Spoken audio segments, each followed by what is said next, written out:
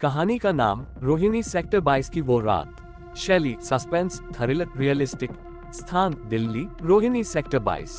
मुख्य किरदार आरव 25 वर्षीय, स्टार्टअप में काम करता है। वेदांत आरव का बचपन का दोस्त, हल्का झटकी लेकिन तेज दिमाग। श्रुति कॉलोनी में रहने वाली रहस्यमयी लड़की। वॉचमैन मिश्रा जी, बूढ़ा चौकीदार जो हर चीज पर नजर रखता है।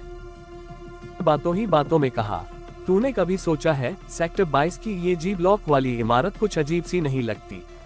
आरव हंसते हुए बोला, भूत प्रेत वाली कहानियां छोड़ दे यार, सीसीटीवी लगा है, 24 घंटे चौकीदार बैठा है, यहाँ कुछ नहीं हो सकता। वेदांत मुस्कुराया, सीसीटीवी सब कुछ नहीं दिखाता। योजक चिन्ह, योजक चिन्ह, योजक चिन्ह। अजीब हरकतें। उसी रात 2:43 बजे आरव को अचानक दरवाजे पर दस्तक सुनाई देती है। वो घड़ी देखता है, कौन होगा इतनी रात को।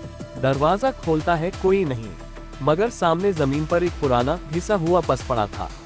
अंदर सिर्फ एक फोटो, एक लड़की की, जिसके नीचे नाम लिखा था श्रुति और पीछे लिखा था, प्लीज मुझे ढूंढो। आरव को कुछ याद आता है, ये वही लड़की है जो 3 साल पहले इसी कॉलोनी से गायब हुई थी। केस कभी सुलझा नहीं। योजक चिन्ह, योजक चिन्ह, योजक चिन्ह। जांच की शुरुआत। अगली सुबह वेदांत और आरव मिलकर पड़ताल शुरू करते हैं।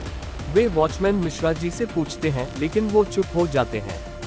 बस इतना कहते हैं, कुछ चीजें ना जानना ही बेहतर होता है बेटा। इस वाक्य से ही उनका शक पक्का हो जाता है। आरव कॉलोनी की पुरानी सीसीटीवी फुटेज मंगाता है। 2 हफ्ते पुरानी एक रिकॉर्डिंग में रात को 2:43 बजे एक छाया सी दिखती है, जो जी ब्लॉक की 3री मंजिल की ओर जाती है और वहीं गायब हो जाती है। योजक चिन्ह, योजक चिन्ह, योजक चिन्ह। गहराता रहस्य। रात को दोनों 3री मंजिल पर जाते हैं। वहाँ एक फ्लैट है जो कई सालों से बंद पड़ा है, फ्लैट नंबर G308। दरवाजा तो बंद है, मगर खिड़की खुली है।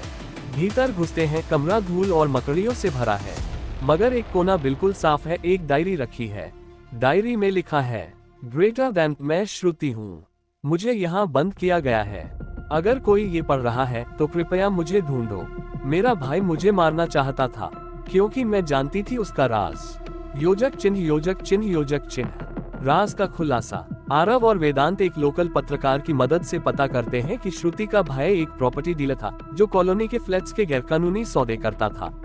श्रुति को जब इसका पता चला, उसने विरोध किया। उसे पागल करार देकर G308 में बंद कर दिया गया। पुलिस रिकॉर्ड में श्रुति मेंटल हॉस्पिटल में शिफ्ट बताई गई थी, लेकिन असल में वो कभी हॉस्पिटल गई ही नहीं। योजक चिन्ह, योजक चिन्ह, योजक चिन्ह। क्लाइमैक्स। वो रात, उसी रात फिर 2:43 बजे आरव को आवाज आती है। इस बार वेदांत तैयार है, कैमरा ऑन, रिकॉर्डिंग चालू। वे G308 पहुंचते हैं। अंदर से कुछ गिरने की आवाज आती है। दरवाजा खुलता है। एक लड़की खड़ी है, थकी हुई, मैली कुचली, मगर जिंदा। श्रुति। वो कहती है, तुमने मेरी आवाज सुनी, थैंक यू। पुलिस बुलाई जाती है, उसका बयान दर्ज होता है और उसका भाई गिरफ्तार होता है। योजक चिन्ह, योजक चिन्ह, योजक चिन्ह। क्लैपबोर्ड। अंतिम सीन। श्रुति धीरे धीरे सामान्य जीवन की ओर लौटती है। आरव और वेदांत वापस अपनी जिंदगी में, मगर हर बार जब घड़ी में 2:43 होता है, उन्हें लगता है जैसे कोई देख रहा है। शायद कोई और अभी भी मदद की उम्मीद कर रहा है।